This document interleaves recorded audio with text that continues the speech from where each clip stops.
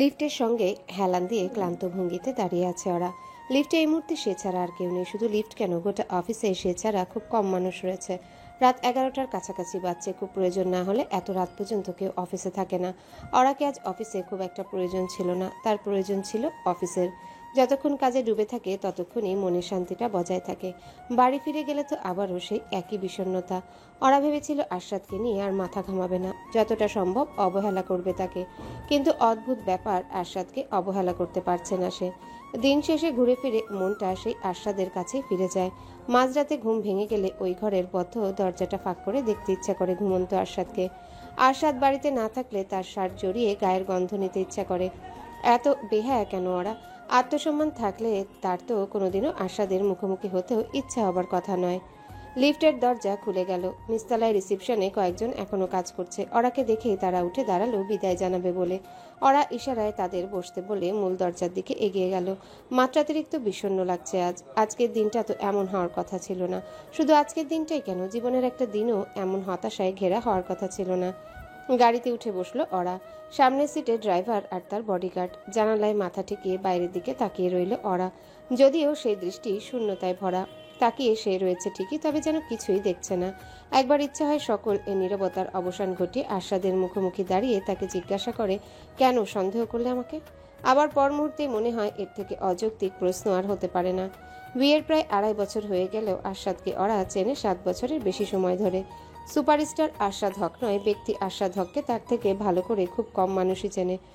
যতদূর ছেলেটাকে সে চিনেছে তা থেকে ওরা নিশ্চিতভাবে বলতে পারে তার সঙ্গে অকারণে অমন খারাপ ব্যবহার করার মতো মানুষ আরশাদ নয়। তবে তার সঙ্গে খারাপ ব্যবহারের কোনো কারণও তো থাকার কথা নয়। চোখ দুটো বন্ধ করে দীর্ঘশ্বাস ফেললো ওরা। সে পাগল হয়ে যাচ্ছে। আরশাদকে নিয়ে চিন্তা করলেই তার ভেতরটা কেমন আর্দ্র হয়ে ওঠে, হৃদস্পন্দন বেড়ে যায়। গাড়িটা বাড়ির সামনে এসে থামলো কিছুক্ষণের মধ্যেই। গাড়ি থেকে নেমে ছোট ছোট পা ফেলে দরজার দিকে এগিয়ে গেল ওরা। লকের পাসওয়ার্ড চেপে ভেতরে প্রবেশ করতে কয়েক মুহূর্তের জন্য থমকে দাঁড়ালো। পুরো বাড়ির সবগুলো বাতি নেভানো। বসার ঘরটা মুড়ে দেওয়া হয়েছে সোনালী রঙের লাইট বল দিয়ে। অগণিত গাঢ় নীল বেলুন দিয়ে সাজানো চারপাশটা। বসার ঘরের ডান দিকে বিশাল এক সাদা রঙের হৃদয়। তার সামনে উঁচু গোলাকার টেবিলে প্রকাণ্ড এক কেক, ডানা মেলে পরীর আকৃতির কেক। মেয়েটা হাস্যোজ্জ্বল ভঙ্গিতে তাকিয়ে আছে আকাশের দিকে। এই কেকের পাশে আরো ছোট বড় অনেকগুলো কেক। অরার বুঝতে বাকি নেই এসব কার কাণ্ড, আর কেনই বা করা হয়েছে এই কাণ্ড। অরার এই মুহূর্তে ইচ্ছে করছে ছুটে ঘরে গিয়ে দরজা বন্ধ করে বসে থাকতে। এসব আয়োজন তার জন্য করা হলেও আয়োজনের অংশ হওয়ার ইচ্ছা তার বিন্দুমাত্র নেই। অভিমানে একাকার তার অন্তরাত্মা। আচমকায় অনুভূত হলো পেছন থেকে কেউ একজন জড়িয়ে ধরেছে ওরাকে। সেই কেউ একজন হওয়ার সাধ্য পৃথিবীতে আরশাদ ছাড়া আর কার আছে? চোখ মুখ খিচে দাঁড়িয়ে রইল ওরা। তার হাত পা থরথর করে কাঁপছে। এতগুলো দিন পর আরশাদের স্পর্শ পেয়ে তার মনটা ছটফট করছে।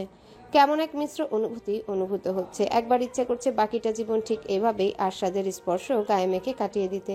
আবার পর মুহূর্তে ইচ্ছে করছে আরশাদের আলিঙ্গন থেকে নিজেকে ছাড়িয়ে নিয়ে ছুটে পালিয়ে যেতে। কিছুই করতে পারছে না ওরা। তার পা দুটো বরফের ন্যায় জমে আছে। কয়েক মুহূর্ত পর ওরাকে নিজের দিকে ফেরালো আরশাদ। তার দিকে তাকাতেই ধক করে উঠল অরার বুকটা। আরশাদের চোখ দুটো রক্তিম বর্ণের, চুলগুলো এলোমেলো। দেখে মনে হচ্ছে যেন কয়েক রাত ঘুম হয়নি তার ঠিক মতো। কেউ যেন তার ভেতরটাকে চূর্ণ বিচূর্ণ করে গেছে। অরা চোখ ফিরিয়ে অন্যদিকে তাকালো। তার কান্না পাচ্ছে, প্রচন্ড কান্না পাচ্ছে। তবুও চোখের জল চেপে দৃঢ় ভঙ্গিতে দাঁড়িয়ে রইল। আরশাদকে এক মুহূর্তের জন্য সেই চোখের জল দেখাতে চায় না ওরা। কাউকে চোখের জল দেখানোর অর্থ তার কাছে নিজের দুর্বলতা প্রকাশ করা। অরা নিজেকে দৃঢ়ভাবে উপস্থাপন করতে চায় আরশাদের কাছে। আরশাদ অরার হাত দুটো নিজের হাতের মুঠোয় নিয়ে বলল, ওরা। নিজের নামটা আরশাদের মুখে শুনে আরেক দফা আর্দ্র হয়ে পড়ল অরার মন। তবুও নিজেকে ধরে রাখলো ওরা। আরশাদ আরো কিছু বলতে যাচ্ছিল, তার আগে ওরা ব্যস্ত কণ্ঠে বলল, যেতে দাও আমায়। আরশাদ অনুরোধের ভঙ্গিতে বলে, ওরা প্লিজ আমার কথাটা একবার শোনো। আবারও যন্ত্রের ভঙ্গিতে একই কথা বলল ওরা। যেতে দাও আমায়। আরশাদ অরার হাত দুটো আরেকটু শক্ত করে চেপে ধরে ব্যাকুল কণ্ঠে বলল, ওরা প্লিজ। এবার আর নিজেকে ধরে রাখতে পারল না ওরা। অভিমানের সুরে বলে উঠল, কেন শুনবো তোমার কথা? আমাকে কিছু বলবেই বা কেন? আমি তো ক্যারেক্টারলেস। একা একা ঢাকার বাইরে গিয়ে অন্য কারোর সাথে আমি। অরার বলা এই কথাগুলো যেন কাটার মতো বিচ্ছে আরশাদের বুকে। অথচ এই কথাগুলো সে নিজেই বলেছিল তার ভালোবাসার মানুষটাকে। অরাকে সে কতটা আঘাত দিয়েছে তা হয়তো তার কল্পনারও বাইরে। অরাকে কথাটা শেষ করতে না দিয়ে বুকে টেনে নিল আরশাদ। আরশাদের অশান্ত হৃদয়টার ধুকপুক অরার মাঝে প্রবল এক আলোড়ন সৃষ্টি করলো। এতক্ষণ বহু কষ্টে লুকিয়ে রাখা চোখের জল সকল বাধা অতিক্রম করে গড়িয়ে পড়ল। অরা সঙ্গে সঙ্গে চোখের জল মুছে অভিমানী ভঙ্গিতে নিজেকে ছাড়িয়ে নিল আরশাদের আলিঙ্গন থেকে। আরশাদ কাতর স্বরে বলল, আমি তোমার কাছে আর কিছুই চাইবো না, প্লিজ শুধু একটু সময় দাও। কয়েক মুহূর্ত নির্বিকার দাঁড়িয়ে থেকে হ্যাঁ সূচক মাথা নাড়ল অরা। সে আরশাদকে সময় দিতে চায় না, ছুটে পালিয়ে যেতে চায় তার কাছ থেকে, কোনো কথা শুনতে চায় না তার। তবুও কেন হ্যাঁ সূচক মাথা নাড়ল সে নিজেও জানে না। অরাকে হাত ধরে বসার ঘরে সোফার কাছে নিয়ে এলো আরশাদ। এখন অরা খেয়াল করলো সোফাতেও গাঢ় নীল আর সাদা কাপড় দিয়ে সুন্দর ডেকোরেশন করা হয়েছে। অরাকে সোফার উপরে বসিয়ে দিল আরশাদ। নিজে মেঝেতে বসে ক্লান্ত ভঙ্গিতে মাথা রাখলো অরার কোলে। অরার গা থেকে মিষ্টি একটা ঘ্রাণ আসছে, দামি পারফিউমের গন্ধ নয়, অরার গায়ের গন্ধ, যে গন্ধে আজীবন নিজেকে জড়িয়ে রাখতেও দ্বিধা করবে না আরশাদ। চোখ দুটো বন্ধ করলো আরশাদ। এই কদিন যে যন্ত্রণায় সে ভুগেছে সেটা মাত্র কয়েক সেকেন্ডে কমিয়ে দিল অরা। আরশাদ পারবে তো তার যন্ত্রণাগুলো দূর করতে? অরার কোলে মাথা রেখে আহত ভঙ্গিতে আরশাদ বলল, তুমি আমাকে ঘৃণা করো ওরা? ধক করে কেঁপে উঠল অরার হৃদয়। এই কয়েকদিনে হাজারবার মনে হয়েছে আরশাদ তাকে ঘৃণা করে। একটাবারের জন্য মনে হয়নি সে ঘৃণা করে আরশাদকে। ঘৃণা করবে কি করে? প্রকৃতি তো সেই ক্ষমতায় দেয়নি তাকে। অরার নীরবতার মাঝে আরশাদ আবারও বলে ওঠে, বলো না, ঘৃণা করো আমাকে? অরা থমথমে গলায় বলল, ঘৃণা তো তুমি আমায় করো। আরশাদ আতকে উঠে বলল, না, কখনই না। কে বলেছে তোমাকে? অরা ব্যথিত কণ্ঠে বলল, কারো বলা লাগে? তুমি আমায় যে কথাগুলো বলেছো, ঘৃণা না করলে কাউকে ওই কথাগুলো বলা যায়? আরশাদ কম্পিত স্বরে বলল। ওরা আমি আবারও অবাধ্য অশ্রুগুলো গড়িয়ে পড়ল অরার গাল বেয়ে। সে অশ্রু মোছার কোনো প্রকার চেষ্টা না করে সে বলল, তুমি আমার সন্দেহ করেছো আরশাদ। এমন একটা কাজের জন্য আমার দিকে আঙুল তুলেছো যা করার জন্য আমি দুঃস্বপ্নেও ভাবতে পারি না। আমি কিছু একটা বলতে যাচ্ছিল আরশাদ, তবুও না বলে চুপ করে রইল। কি বলবে কিছুই বুঝতে পারছে না। মনে মনে সাজিয়ে রাখা সমস্ত কথাগুলো এলোমেলো হয়ে গেল নিমিষেই।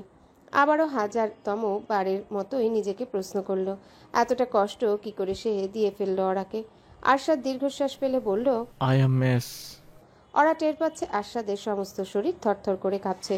বেহায়া মনটার ইচ্ছে হলো মাথায় হাত দিয়ে শান্ত করতে তাকে। তবুও নিজেকে ধরে রাখলো অরা। কিছুতেই নিজের দুর্বলতা সে প্রকাশ করবে না আরশাদের কাছে। অরার কোলে মুখ ডুবিয়ে চোখ দুটো বুজে আরশাদ বলল, মানুষের জীবনে সব থেকে মুখ্য বিষয় হলো খুশি থাকা। আমার জীবনে তোমার উপস্থিতি আমাকে যতটা খুশি করেছে ততটা খুশি আমি কোনোদিনও হতে পারিনি।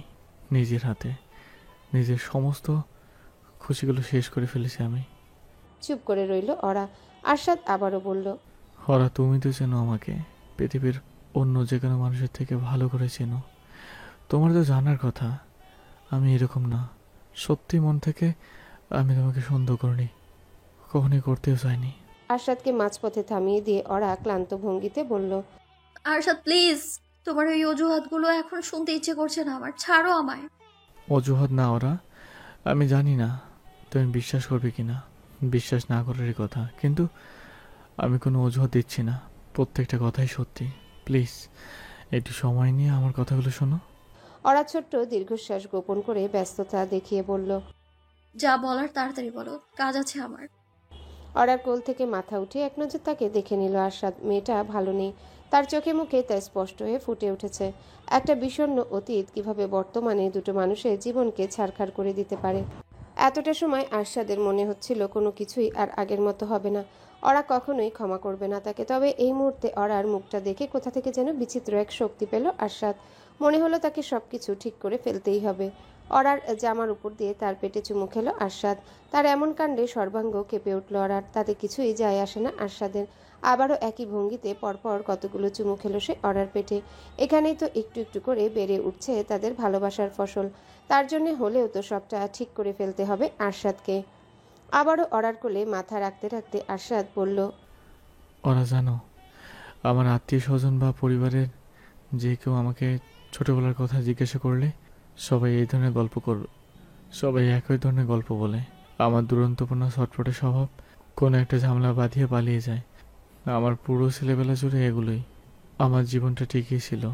অ্যাডভেঞ্চারের উপর আশেপাশের মানুষগুলো সবাই জানে, তবে তারা যা জানে না তা হলো আমার ছেলেবেলায় কয়েকটা বছর কেটেছে অন্ধকারে। আমার বয়স তখন 14 কি 15। জীবনটা বেশ যাচ্ছিল জানো। স্কুলে সারাটা দিন বন্ধুদের সঙ্গে আনন্দ করি, বাড়ি ফিরে এসে কোনো মতে ব্যাগটা রেখে আবারও তাদের সাথে মাঠে খেলতে যাই। আনন্দের কোনো সীমাই ছিল না ওই সময়টায়। তবে আমি বুঝতে পারলাম আমার বাড়ির পরিস্থিতি আর 10টা স্বাভাবিক বাড়ির মতো নয়। বাবা আর মায়ের মাঝে অদ্ভুত একটা অস্বাভাবিকতা। বাবা সবসময় মায়ের সাথে চলাফেরায় কথা বলে, গায়ে হাত তোলে, যদিও মা আমাদের এসব নিয়ে চিন্তা করতে বারণ করেছিল। একসাথে সংসার করতে গেলে নাকি এসব সমস্যা একটু একটু লেগেই থাকে। আমিও তাই এটা চিন্তা করতাম না। ওরা ধৈর্য নিয়ে শুনছে আরশাদের প্রতিটা কথা। এ কারণে হয়তো মেয়েটার ভালোবাসায় বাধা পড়েছিল আরশাদ। ওরা তার কথাগুলো শুনে তাকে বুঝতে চেষ্টা করে, যা খুব কম মানুষই করে তার জন্যে। আরশাদ আবারও বলতে লাগলো, তবে বেশি দিন চিন্তা এড়িয়ে চলতে পারলাম না। হঠাৎ একদিন শুনলাম আমার বাবা নাকি মায়ের টাকা নিয়ে অন্য এক মহিলার হাত ধরে বিদেশে পালিয়ে গেছে, আমাদের রীতিমতো ফেলে রেখে, পথে বসিয়ে। আমাদের কিছু দিয়ে তো যায়নি, বরং মাকে উল্টো ঋণগ্রস্ত করে রেখে গেল। সেটা ব্যাপার না, বাবা মানে তো শুধু অর্থনৈতিক দায়িত্ব নেও না, বাবা সন্তানের জন্য একটা মানসিক আশ্রয়। বাবা মাকে সর্বক্ষণ অত্যাচার করলেও আমার আর আপার সামনে ছিল একদম ভালো মানুষ।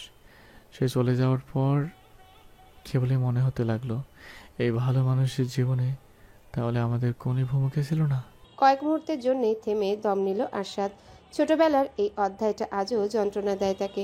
জীবনের প্রথম কয়েকটা বছরের ছাপ আজীবন মানুষের মাঝে থেকে যায়। আরশাদ থেমে থেমে বলল, জীবনে সেবারই প্রথমবারের মতো বদলে গেলাম। ভেঙে পড়ছিলাম অনেকটা। মনে হতে লাগলো হয়তো দোষটা আমারই, আমার জন্যেই বাবা আমাকে ফেলে রেখে চলে গেছে। আমি হয়তো নিজেকে ভালো সন্তান হিসেবে গড়ে তুলতে পারিনি, তাই আমার প্রতি বাবার কোনো টানও নেই। অদৃশ্য একটা চাদরে মুড়ে ফেলেছিলাম নিজেকে। যে আমি সকলের আকর্ষণ কেন্দ্রবিন্দু থাকতাম, সে আমি নিজ থেকেই চলে গেলাম আড়ালে। দুরন্ত থেকে নিস্তেজ হয়ে পড়লাম। আগের মতো সহজে মিশতে পারতাম না সবার সঙ্গে।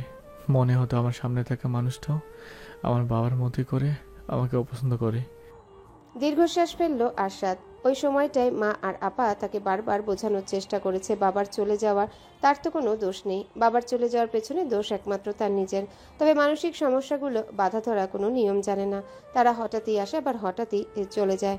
যে এই পরিস্থিতির মুখোমুখি হয়নি তাকে এর গভীরতা বোঝানো কঠিন। আরশাদ বিভ্রান্ত দৃষ্টিতে তাকালো অরার দিকে। অরা কি বুঝতে পারছে তার ভেতরটা? মেয়েটা তো সবসময় তাকে সব থেকে ভালো বুঝে, আজও তো তার ব্যতিক্রম হওয়ার কথা নয়। আরশাদ ভীত কণ্ঠে বলল, তুমি বুঝতে পারছো আমি কি বলার চেষ্টা করছি? ওরা উপরে উপরে ভালো ব্যবহার করলেও ভিতর থেকে আমার বাবা আমাকে অবহেলা করছিল। তার পালিয়ে যাওয়ার পর আমার মনে হতে লাগলো আশেপাশে সব মানুষগুলো বোধহয় তারই মতো। হাসি মুখের আড়ালে আমার প্রতি তীব্র ঘৃণা পুষে রাখে সকলে। এমন মনে করার কোনো কারণ নেই, তবুও সমস্যা হলো আমার মানসিক অবস্থা তখন স্বাভাবিক ছিল না। স্বাভাবিক হতে হতে প্রায় বছরখানেক সময় লাগে। এই একটা বছর আমি নিজেও স্বাভাবিক ছিলাম না। আশেপাশের মানুষগুলোর কাছে নিজেকে স্বাভাবিকভাবে তুলে ধরেনি। ধীরে ধীরে নিজেই বুঝতে পারছিলাম যা ঘটেছে তা আমার তো কোনো দোষ নেই। আমি ভালো সন্তান হতে পারছিলাম ঠিকই, সেই ভালো বাবা হতে পারেনি। তাই তো নিজের দায়িত্ব এড়িয়ে আমাদের ফেলে রেখে পালিয়ে যেতে দ্বিধাবোধ করেনি। মাঝখান থেকে একটা বছর নষ্ট করলাম, নিজেকে নিজেই মানসিক যন্ত্রণায় অতিষ্ঠ করে তুললাম। ভেতরে ভেতরে চাপা ধরনের এক কষ্ট অনুভূত হচ্ছে অরার। যাই হয়ে যাক না কেন সে চায় না আরশাদ কষ্ট পাক। ছোটবেলার স্মৃতি এখনো কষ্ট দিচ্ছে তাকে। অরার ইচ্ছা করছে এই মুহূর্তে আরশাদের সমস্ত কষ্টগুলো জাদুর কাঠি দিয়ে দূর করে দিতে। অরা ধরা গলায় বলল, এসব কথা আমায় কেন বলছো? আরশাদ মিনতির স্বরে বলল, একটু শোনো না প্লিজ, বেশি বেশি কি চেয়ে ফেলেছে? আবারও মোচড় দিয়ে উঠল অরার হৃদয়। এই নিঃসংকোচ আবেদনের কাছে কেউ হেরে না গিয়ে কি করে পারে? আরশাদ কখনোই তার কাছে কিছু চায়নি। দুষ্টুমির ছলে হাজারবার চুমু চেয়েছে, আর লজ্জা পেয়ে সেই চাওয়া যখন পূরণ করেনি দিনভর তাকে জ্বালিয়েছে। এর থেকে বেশি কিছু আসলে সে কখনো চায়নি, আজ চাচ্ছে। সেই চাওয়াটাই যেন কিছুই নয়। আরশাদ আর্দ্র গলায় বলল, তখন বয়স কম ছিল, যন্ত্রণা তীব্র ছিল বেশি। ভেবেছিলাম পৃথিবীর সব থেকে ভয়ানক কষ্ট হতো আমার ইতিমধ্যে পাওয়া হয়ে গেছে। তখনও কি জানতাম এই এক জীবন এর থেকেও আর একটা কোটি কোটি গুণ বেশি যন্ত্রণার মুখোমুখি হতে হবে। ওরা জানে কোন যন্ত্রণার কথা বলছে আরশাদ। ওই আঘাতের ক্ষতচিহ্ন আজও বয়ে বেড়ায় ছেলেটা। যখনই ওই যন্ত্রণার কথা আশাদের মনে পড়ে তখনই অরার ইচ্ছা হয় তাকে দুহাতে জড়িয়ে সমস্ত কষ্টগুলো দূর করে দিতে, আজ যেমন করছে। নিজেকে আর দৃঢ়ভাবে ধরে রাখতে পারছে না ওরা, একটু একটু করে গলে পড়ছে তার শক্ত হৃদয়। আশাদ অন্যরকম গলায় বলল, ক্যামেরার সামনে এত সহজে ভালোবেসে ফেলা যায়, তবে আসলে যে ভালোবাসা কতটা জটিল নিজের ভালোবাসার পরে টের পেলাম। আশেপাশে কত মানুষকে দেখে টাইম পাসের জন্য প্রেম করে, বলার জন্য ভালোবাসি বলে। আমার ভালোবাসা আবার এতটা ঠুনকো ছিল না, জোরালো এক ভালোবাসা ছিল আমার। নিজেকে মনে হয় এতটা ভালোবাসিনি যতটা নৌসিনকে ভালোবেসেছিলাম। নিজের ভালোবাসার মানুষের মুখে অন্য কাউকে ভালোবাসার কথা খুব কম মেয়েই সহ্য করতে পারে, হোক না সেটা অতীতের ভালোবাসার কথা। সেই কমের তালিকায় রয়েছে অরার নামও। সত্যটাকে বদলে দেওয়া যায় না, ওরা বদলাতেও চায় না। সে তো কেবল চায় আশাদের বর্তমান আর ভবিষ্যতের সঙ্গে জুড়ে থেকে নতুন সত্যি সৃষ্টি করতে। আশাদ কাঁপা কাঁপা গলায় বলল,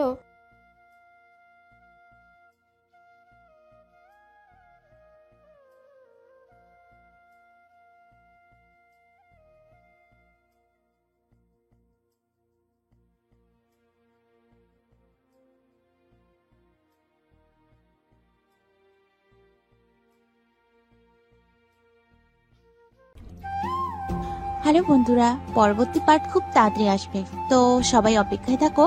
আর চ্যানেলটি যারা এখনো সাবস্ক্রাইব করোনি তারা পরবর্তী পার্ট দেখার জন্য চ্যানেলটি সাবস্ক্রাইব করে রেখো। ধন্যবাদ সবাইকে, আমাদের সাথেই থেকো।